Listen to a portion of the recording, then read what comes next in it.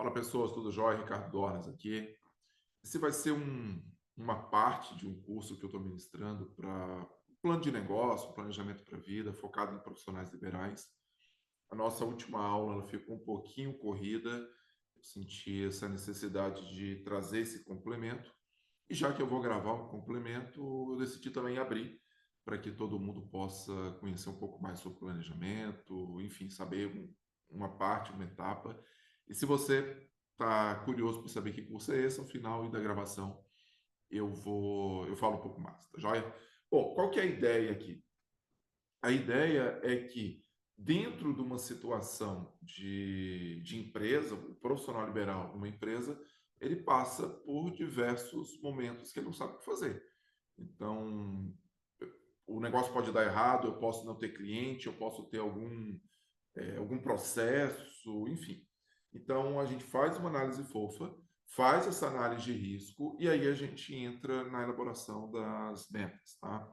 Então, já no curso eu falei um pouco mais sobre KPI, aqui eu vou falar um pouco mais rápido, mas na elaboração das metas eu vou dedicar um pouco mais tempo para poder explicar. Eu acredito que vai fazer muita diferença para você que tem seu negócio, não sabe o que está acontecendo, às vezes tem alguns problemas que te emperram, te deixam crescer mais e você não sabe como resolver. Então, acredito que essa aula vai servir e, como eu já falei, se for do seu interesse, no final eu explico um pouco melhor o curso. Vamos lá, eu vou, claro, professor, né, vou compartilhar aqui uns slides e eu vou dar um passo para trás e explicar um pouco sobre a ferramenta PDCA. Ela é uma ferramenta muito utilizada para que a gente avalie se aquilo que nós estamos fazendo de fato faz sentido para o negócio. Então, bem rapidamente, ela é dividida em 4 partes. Uma parte é o planejamento, o que eu preciso fazer, enfim. Depois, o do é a execução desse planejamento.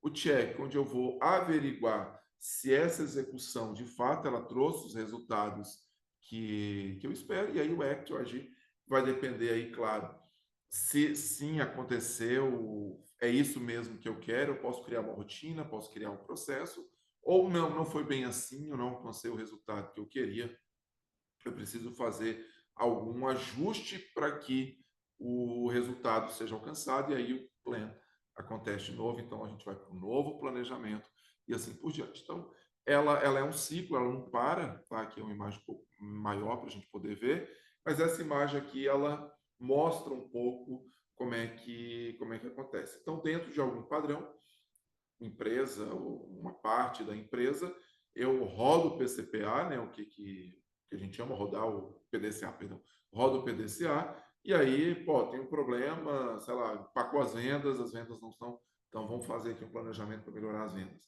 Ah, eu estou tendo um turnaround aqui, de funcionário, né, uma rotatividade muito grande de funcionário, então eu preciso fazer o PDCA para tentar reduzir e tal. Então é mais ou menos isso que acontece.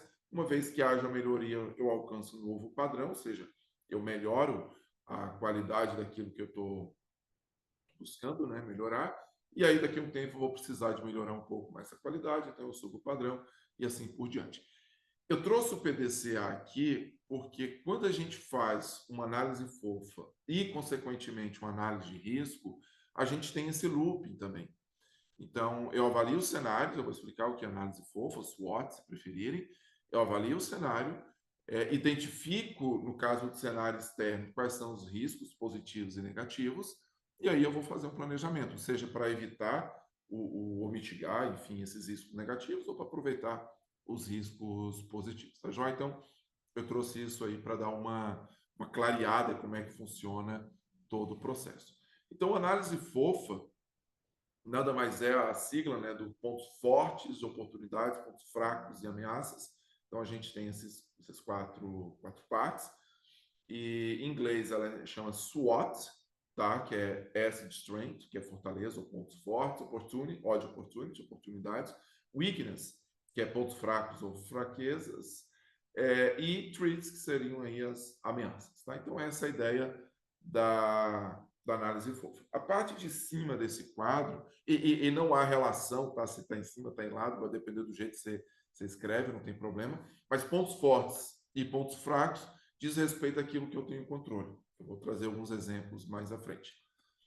Oportunidades e ameaças seria o cenário externo, né, como a gente fala na FOFA, que são aqueles pontos que eu não tenho controle, tá certo?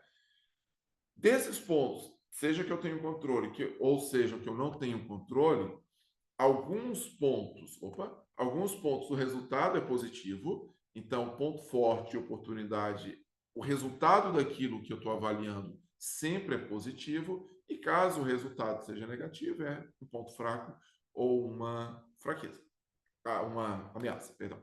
Então vamos lá. Como é que eu trouxe aqui um exemplo, um item de cada? Lembrando que quando vocês forem fazer isso da empresa de vocês, do negócio de vocês, e para os alunos aqui do nosso curso, que é focado em profissional liberal, ou seja, aquele profissional que ele tem que estar presente no negócio, tá? Por isso que ele não está vinculado a uma empresa, mas ele tem quase uma característica de funcionário na empresa dele.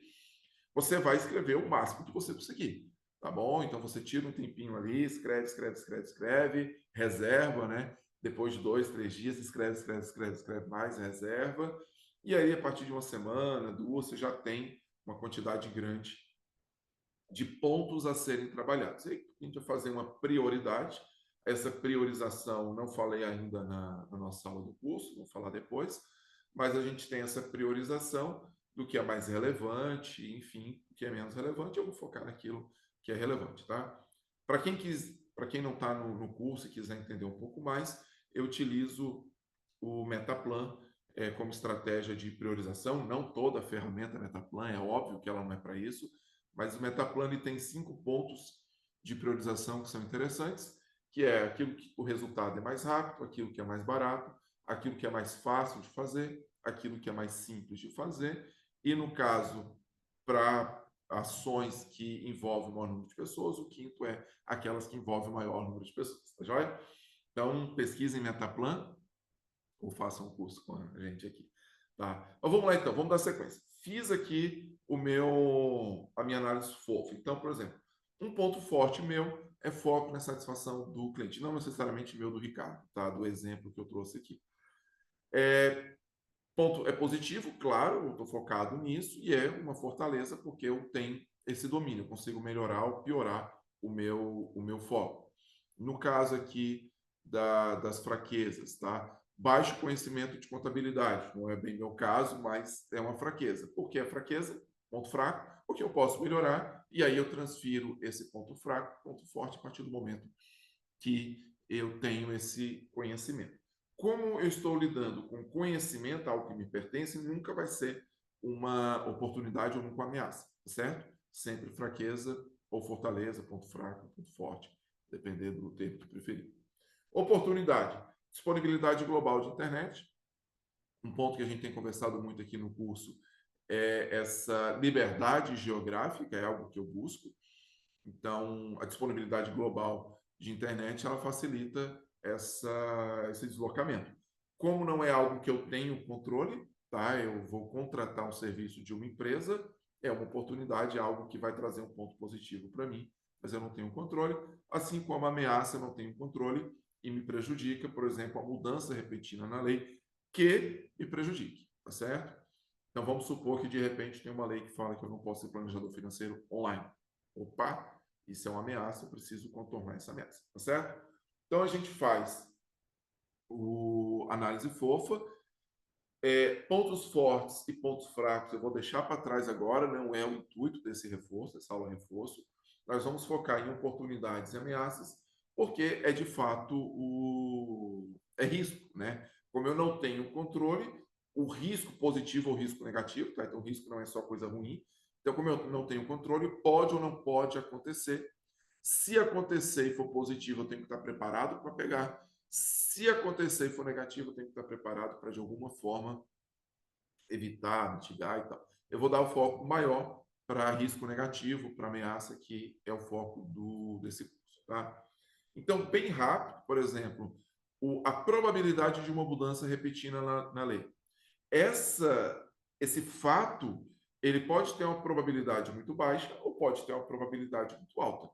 Então, quando eu analiso um risco, positivo ou negativo, tá? o foco está no negativo, mas transfere para os dois.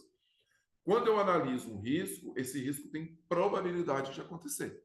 Então, um exemplo que eu sempre dou, a probabilidade de um meteoro enorme, como aquele que destruiu os dinossauros, né, extinguiu os dinossauros, acontecer hoje.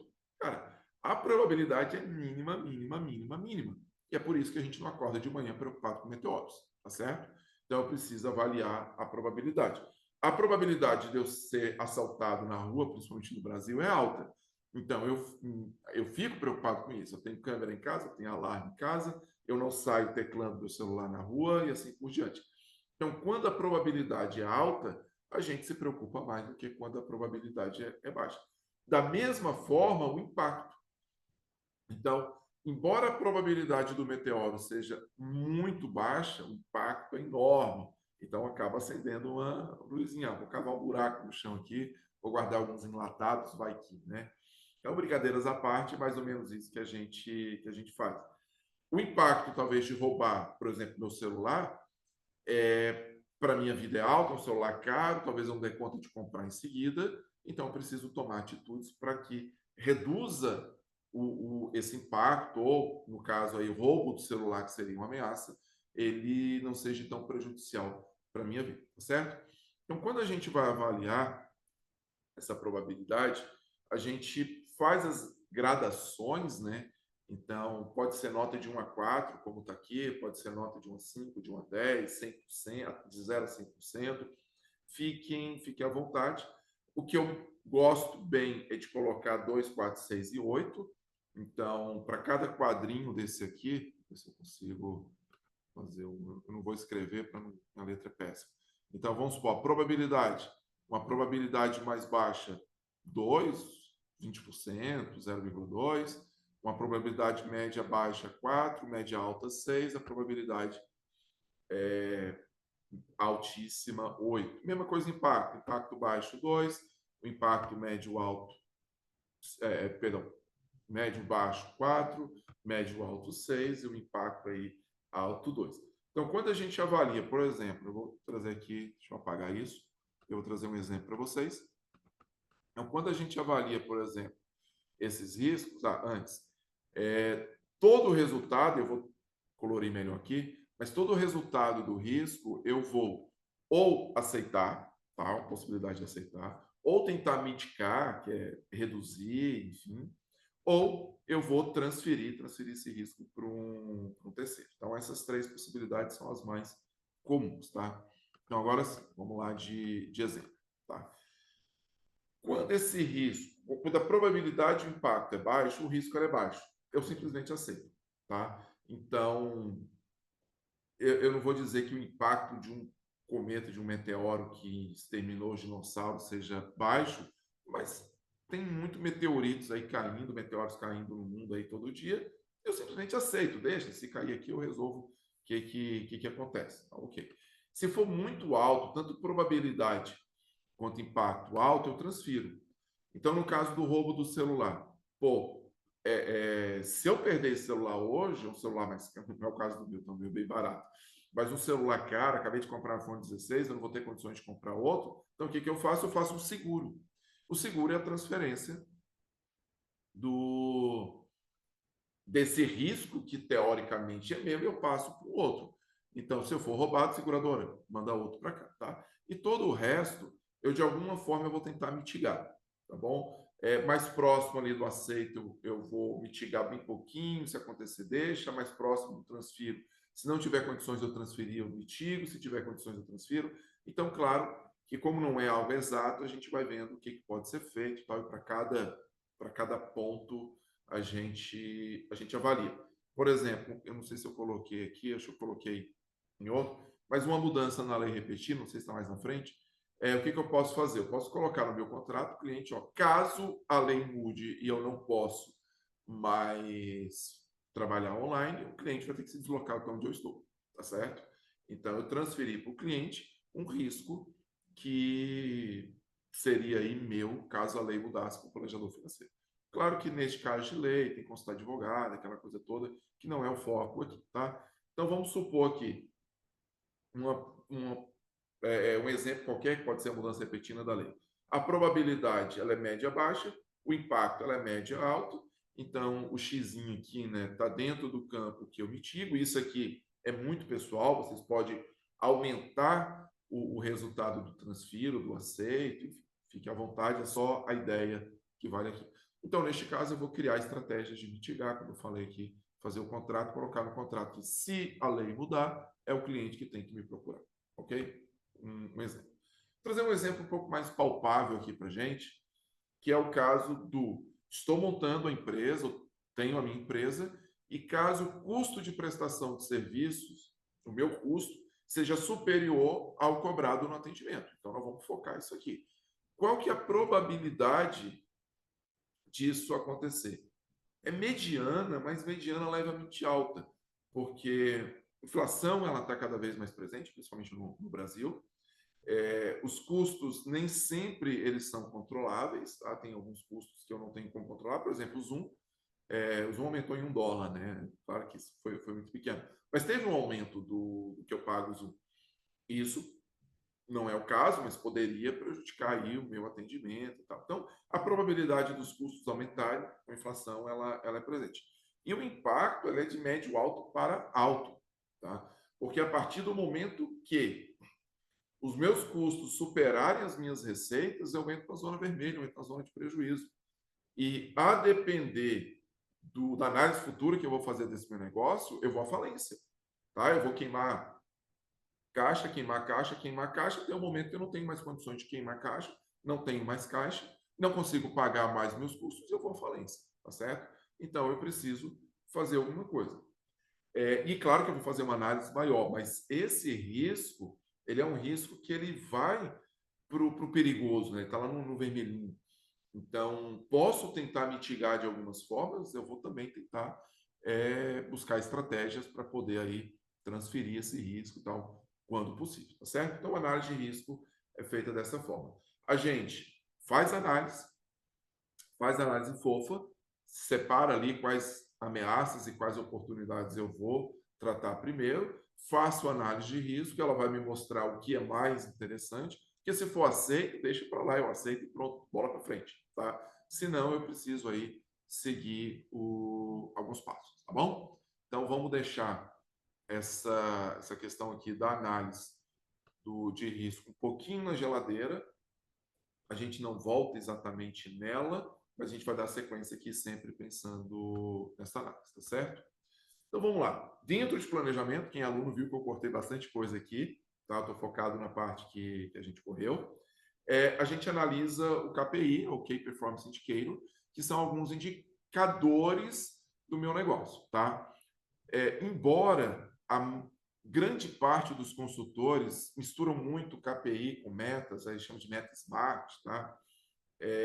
Eu gosto de separar, ok? Não há uma lei que me obriga a fazer a mesma coisa, mas eu gosto de tratar a KPI de uma forma mais macro, mais como eu entendo os objetivos, e as metas, e aí o lance de meta SMART é só para você validar a escrita, não vou tratar aqui, mas enfim, não é algo que no meta SMART é diferente de meta sem ser SMART, tá bom?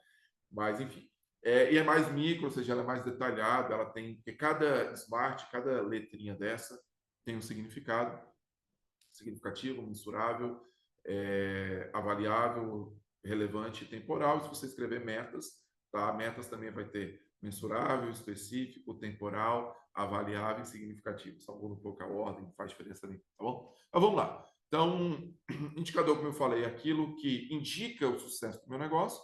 Então, nas aulas anteriores, a gente falou da minha visão de futuro. Então, para eu alcançar essa visão de futuro, que é o meu sucesso, eu tenho alguns pontos que eu preciso avaliar, que é o sucesso. Então, eu separei aqui 3 campos, mas cada negócio vai ter seu campo específico, não se apegue a isso.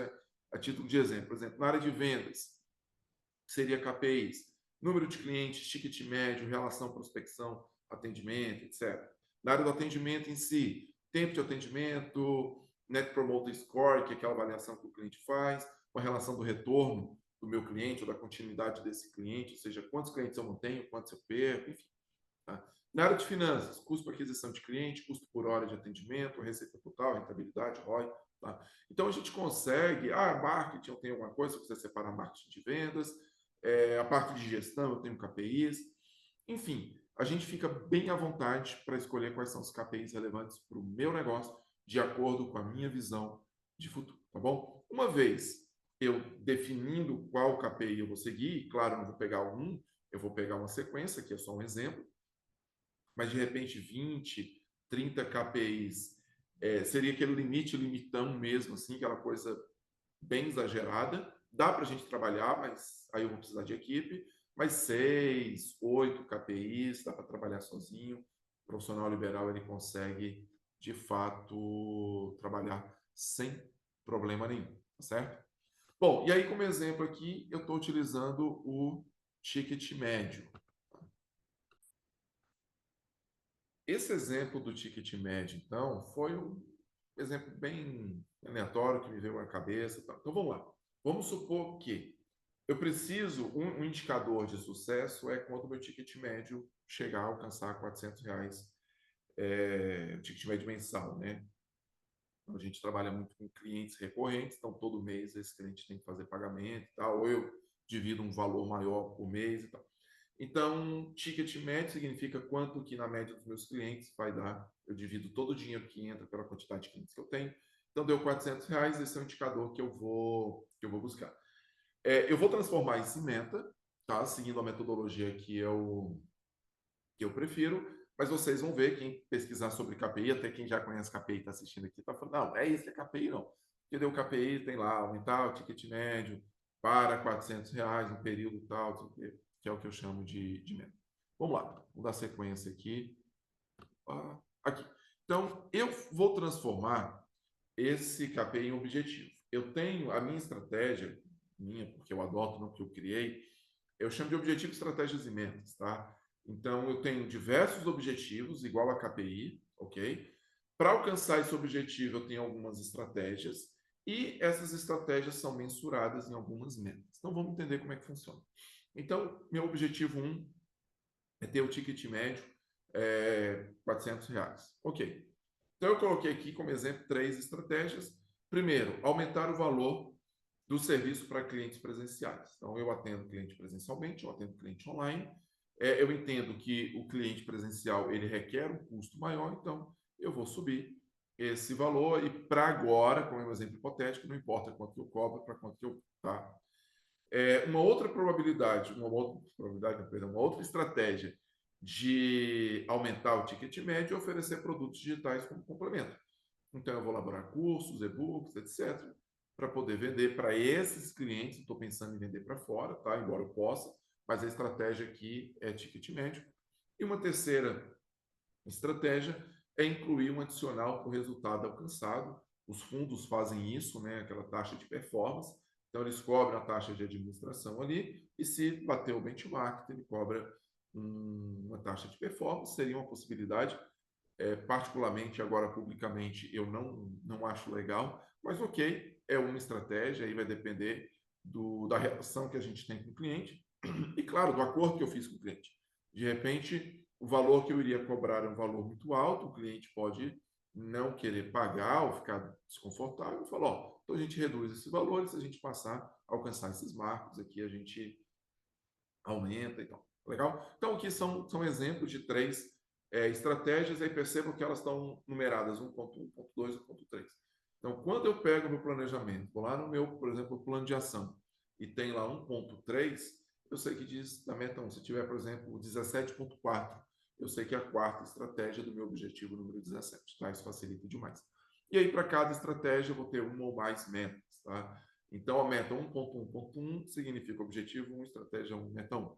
Aumentar o valor dos atendimentos presenciais em 20% após janeiro de 2025. Então, aqui eu tenho, se a gente pegar o acróstico meta, então M é mensurável, consigo medir, é 20%. É específico, estou falando do valor do atendimento presencial. Temporal, ou seja, tem data, tem, janeiro de 2025.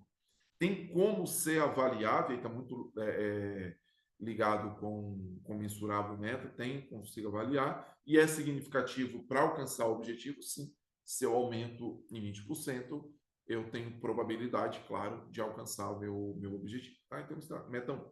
Meta 2, incluir lanche nos atendimentos presenciais até novembro de 2024.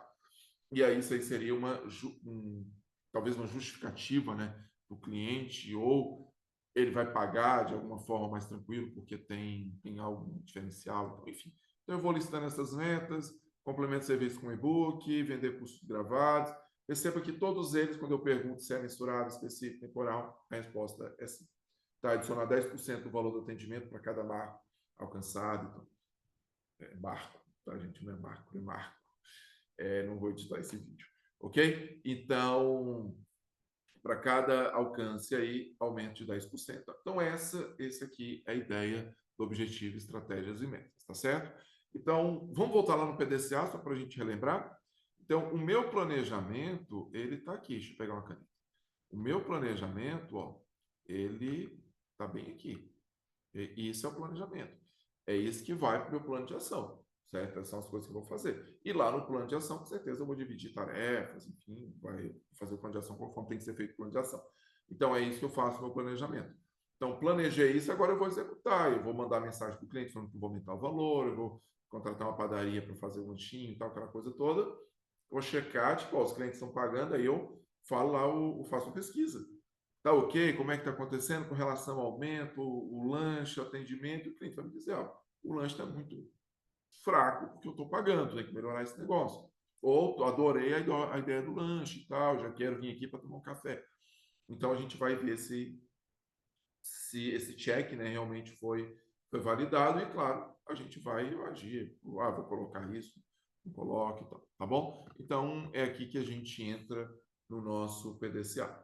Se fosse aqui uma análise de risco, o meu objetivo seria ou mitigar o risco, ou transferir, por exemplo, um objetivo aqui é contratar seguro, aí eu faço minhas estratégias, fazer cotação, tal, e a meta, fechar seguro até tanto, enfim, tá bom? Essa é a estratégia aqui, vou fechar aqui o slide, ok? Então, para os nossos alunos aí, agora eu me sinto um pouco mais confortável, porque eu corri um pouco aqui no KPI, risco e KPI, tá certo?